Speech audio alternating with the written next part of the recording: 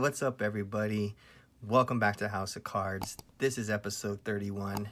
And today we have a very kind of interesting and maybe a little controversial topic, but I figure I'll try to tackle this in a very thoughtful and, a little bit, I guess, data-driven way, because I think when a lot of people are looking at the sports card market, a lot of us are always trying to figure out what's next, whether it's a player, whether it's a set, whether it's, anything that will give us leverage to be able to make some good predictions for potential, market bumps and rises that maybe we aren't seeing right now.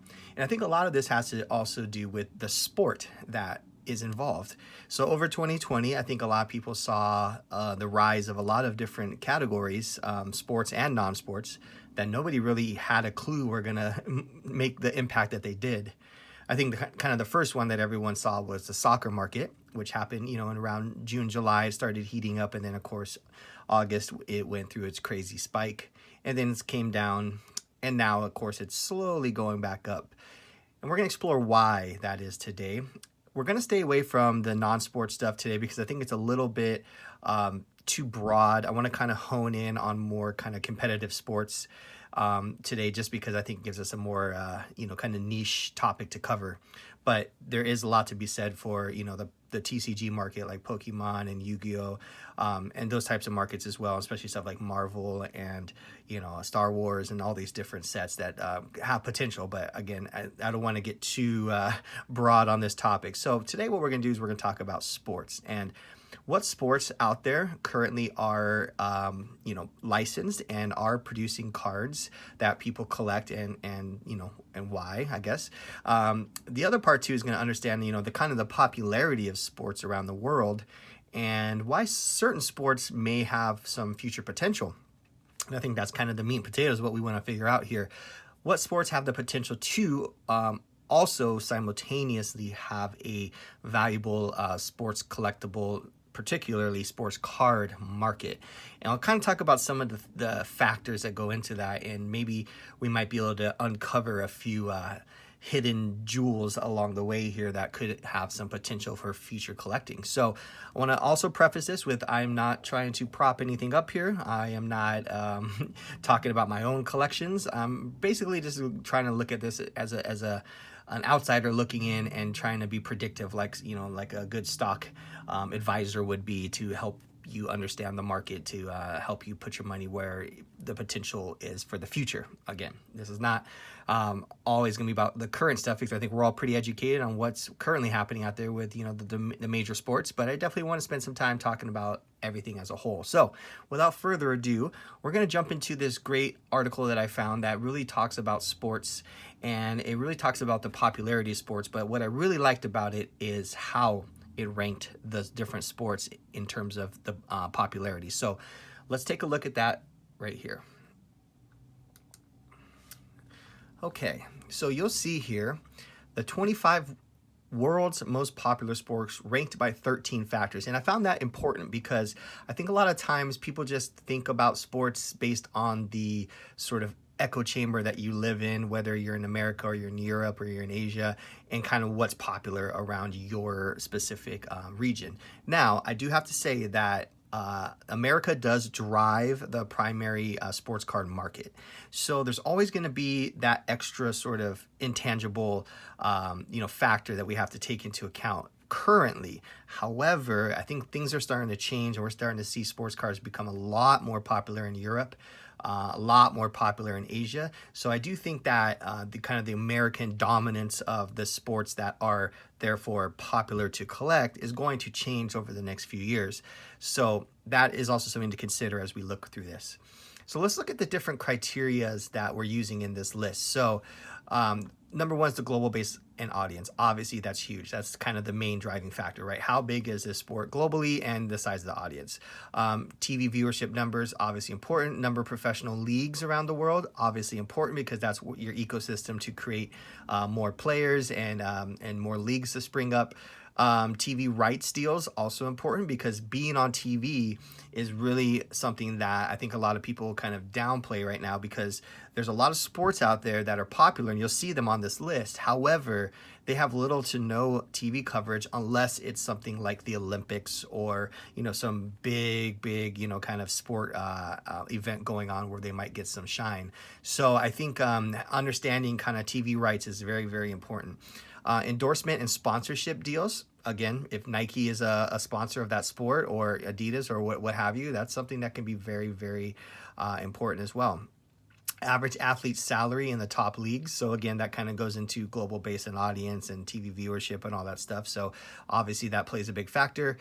Biggest competition and number of countries represented. So again, when we look at American sports, we're always kind of focused in on, football, baseball, basketball. But out of those sports, like, which ones really are national, not just national, but more global? American football is a good example of one that we look at as being a huge sport, which it does have a huge component to it, but globally it's not that big. So we'll take that into consideration. Social media presence, again, super important. Social media is a big part of this. Prominence in sports headlines on media outlets, websites, TV, relevancy through the year. So again, is it only on for 3 months out of the year, then it disappears? Or is it kind of year round, right? Regional dominance, gender equality, accessible to general public worldwide. So again, these are the main factors, which I think are great. I think these are all important factors, and I like the way they use these instead of just basing it on one thing like, global audience, or, something like that, which is important, but it's not the only important part. So, okay, let's move down to number 1. So obviously football, or as the Europeans call it, American football, or as we call it, soccer. So 4 billion followers of football. Obviously that is by far and away the most popular sport in the world. I think we all pretty much understand that at this point. I think it's really, really important to note some of these things that they highlight down here, which it has the highest paying sports competition, so $1.5 billion awarded in prize money and bonuses every year in UEFA Champions League, which is crazy, because you compare that to, Super Bowl and that kind of stuff. It definitely is way bigger. Most expensive sports TV deal rights. So the EPL has the most deals because it's spread all across Europe, and there's a lot of different entities that need to buy into the TV rights, because there's different TV networks and stations throughout different countries and regions within Europe. So you can understand that makes sense, right? Most professional leagues, obviously, this is to me a kind of a little bit of a pain point for people to enter in, is learning all the different leagues that are within soccer, like the Champions League, like the EPL, like La Liga, like, there's just so many that you need to kind of understand. So it causes it to be a little bit confusing, but it's also very important to know that it's that big, and it can get a lot more people involved, instead of it just being like, hey, the only thing that matters in baseball is the MLB, or basketball is the NBA, right? So this is something that's important.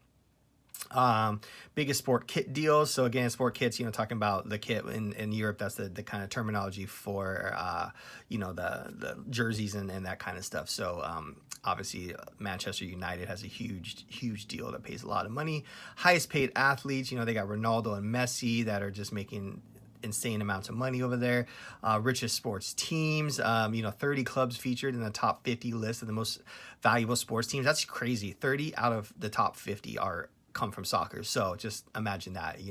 People think that the New York Yankees and all these teams are like just dominate in the Lakers or whatever, but more than half, 65% or whatever that would be, are soccer teams that are in that top echelon. Most popular sports teams on social media. So Real Madrid and Barcelona are the most followed sports teams on social media, with over 100 million followers each, which is crazy. Most followed athlete, obviously Cristiano Ronaldo is the most followed athlete in the world. I haven't looked this up recently. I don't know if this number is on track currently, but I do know he still is probably the most followed sports athlete in the world. Anyways, and on and on. So soccer, obviously number 1. Number 2, basketball. So again, this is probably became number 2, I would say, recently. I don't think it's always been number 2. I think it's definitely boomed over the last, couple decades. So basketball, 1 billion followers. So just real quick, 1 billion followers versus 4 billion. So you can see how big soccer is, 4 times bigger than basketball, which is pretty insane. So we won't go into everything here, but we'll definitely look at the, kind of nuts and bolts of it. There are different professional leagues around the world, but as many of us know, the NBA is kind of the one that, even the other leagues kind of feed into. Third most powerful sports league in the world, so it's it's up there. It's definitely in the top. Highest average salary, so 4.4 million a year. That's the average in the NBA, which is pretty big. Endorsement deals, fastest growing sport. So again, I think that's the key, right? It is the fastest growing sport in the world. So again, a lot of important factor with that. But a lot of people like taking interest in soccer from a young age, and then enjoying it as they get older. So that continues to grow as more people learn about it in a young age. Okay, moving on, number 3. This one is obviously probably surprising to a lot of people, because I think in the US, cricket is definitely not a household sport, but 2 billion people following it, which makes it more people following it than basketball. However, it doesn't have as big of the other factors like the endorsements and that kind of stuff. So we'll kind of blow through this. Just a lot of interesting stuff in here to look at. I like the fact that there's some women's cricket is starting to become a thing. It's pretty cool, because I think that's something that a lot of people aren't aware of. All right, number 4 is tennis.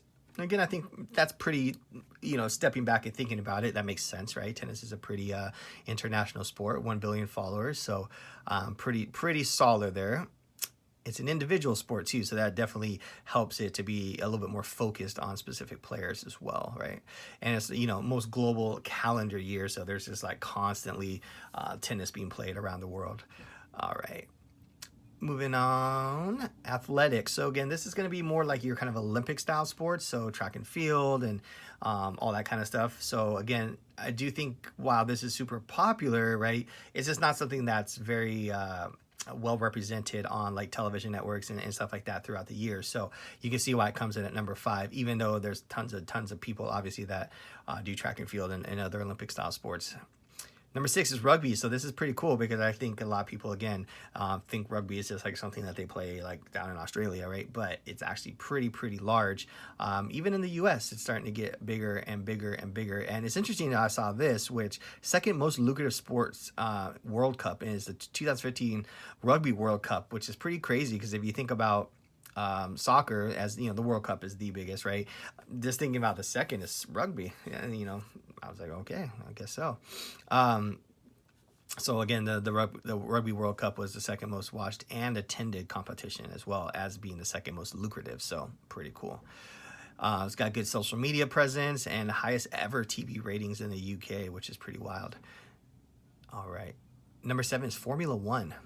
That one kind of snuck up on me. Wasn't really aware about that. So 550 million people tune in every year at some stage of Formula One to watch it. So again, and they have obviously different races throughout the year and so on and so forth. So I think it's something very interesting too, because just thinking about racing, just it's something that has been on my mind a little bit lately. Even though I don't know much about it, I definitely think it could be a potential. Number 8, which is one of my favorite sports, is boxing. I think boxing is huge. Obviously not as big as it was, say, back in the 60s and 70s and 80s, when you had Muhammad Ali and Joe Frazier and Mike Tyson and Sugar Ray Leonard and all of these greats that are the household names. We did have a decent era with Pacquiao and Mayweather and so on, but I think boxing is gonna need to make a little bit of a cultural comeback for it to become higher on that list. But I do think there's a lot of potential for boxing, obviously. It is still the most watched combat sport, which is obviously, I think because its lineage, it's definitely always going to hold that number. Ice hockey.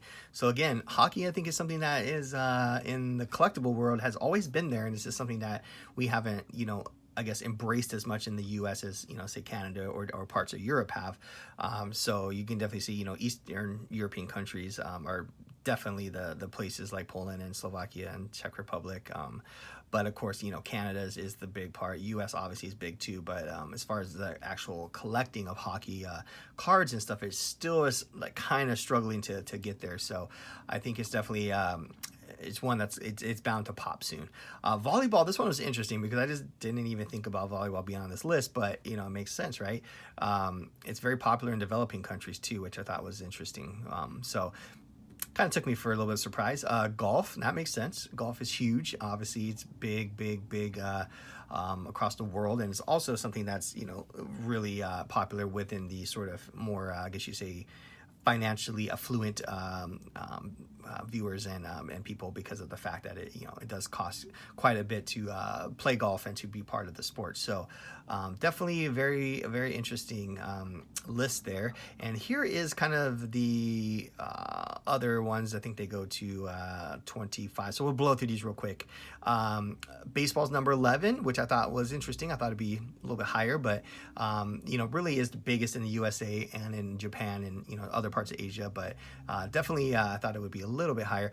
American football's number 12. I kind of figured that just because it is specific to America mostly. So I definitely think that that's something that we kind of knew. Of course, the Super Bowl is the biggest watch sporting event in the US.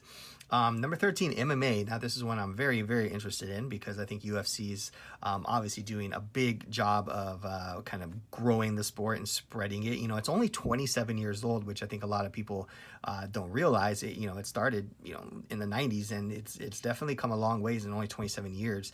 And its first set of cards came out only in 2009. So definitely very new still, and I think a lot of people are starting to warm up to UFC, because I think it is a very entertaining, global, international sort of sport.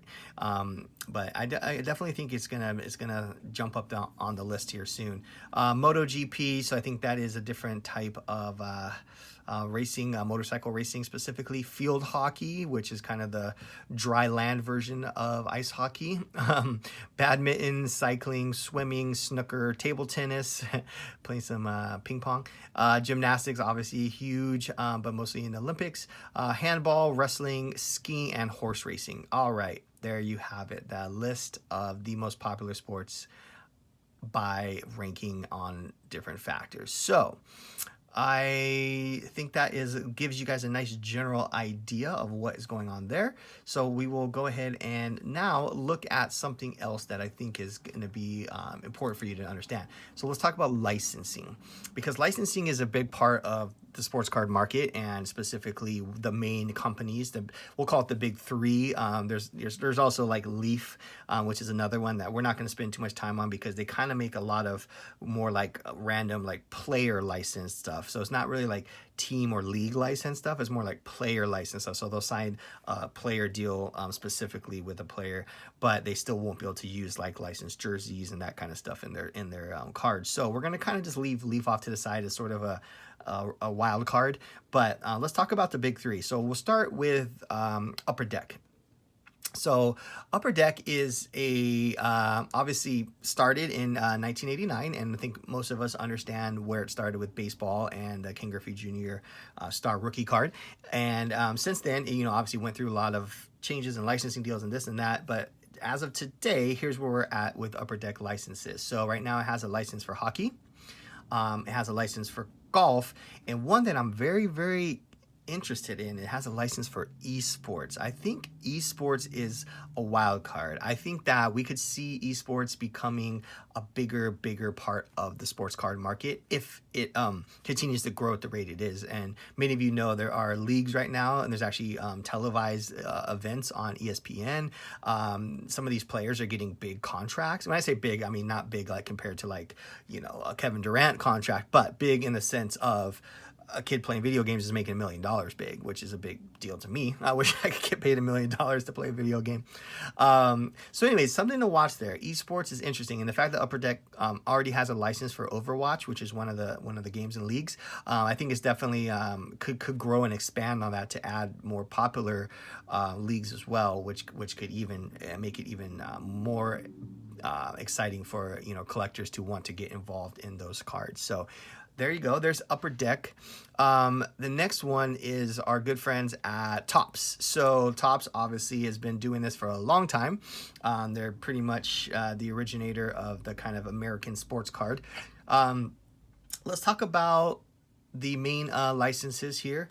And I want a real quick pause and just say, I'm not going back to like, you know, cigarette cards and all these different cards, because I know there have been licensed cards throughout the like early 1900s and late 1800s and different parts in there. I'm trying to keep this like more in the modern-ish era, just because, again, like I said in the beginning, this can go like all over the place if we try to get too broad and too detail-oriented. So again, just so you guys know, I'm not just like blasting past like, you know, pre-World War II stuff and like that just because I don't like it. It's just because it's just going to add a whole nother dimension to this, and this video will be even longer than it already is. So anyways, let's move on. Top sports licenses. So they have baseball, as we all know, is the most popular. And don't forget, Topps also owns Bowman too. So I just kind of kept this as like the mother brand. So I'm not talking about the sub brands also that Topps runs. So it also has a license for soccer, so specific leagues within soccer. And like I said, you know, during the list of most popular sports, soccer is interesting because of the fact that it has multiple leagues, and it can get a little confusing for some people. But the UEFA Champions League, which is probably the most, I guess you say, prominent league within soccer, is owned by Topps, and they also have a license for the MLS, which is, you know, the American Soccer League. So that's its soccer properties. And then UFC, so I put a question mark next to this because this is very interesting. Currently, Topps just produced, you know, a UFC set, and it's something that, you know, it's been doing for a while now. I think, gosh, I can't remember when it started. The first UFC licensed Topps cards have been, you know, I would say within the last 10 years or so. It becoming really more popular since about 2017 or so.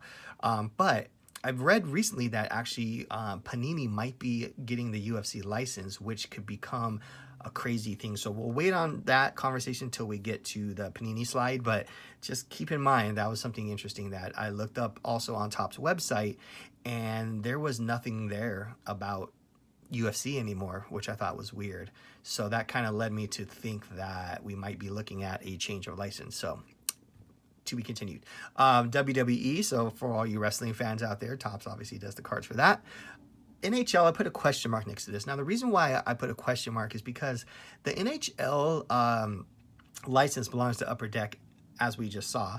But for some reason, Topps is able to produce stickers, and they also are able to produce some of their like Topps Now stuff. So I don't know if the license is only specific to cards, which Upper Deck owns, but for some reason, Topps is able to produce stickers. So anyway, something just kind of weird about that. I couldn't dig and find the actual like understanding of why that is the way it is, but anyways, we'll just leave it at that for now.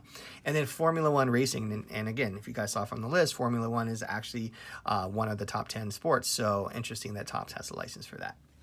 Okay, moving on, let's look at the final big boy, which is Panini, of course. Panini is the brand that most, I think, modern collectors know, just because it's the one that makes the licenses for, as we see here, basketball, right?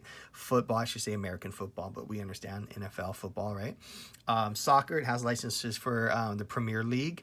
It has licenses for FIFA World Cup, La Liga, Series A, and a couple other kind of random ones that we don't need to, you know, extrapolate on here too much.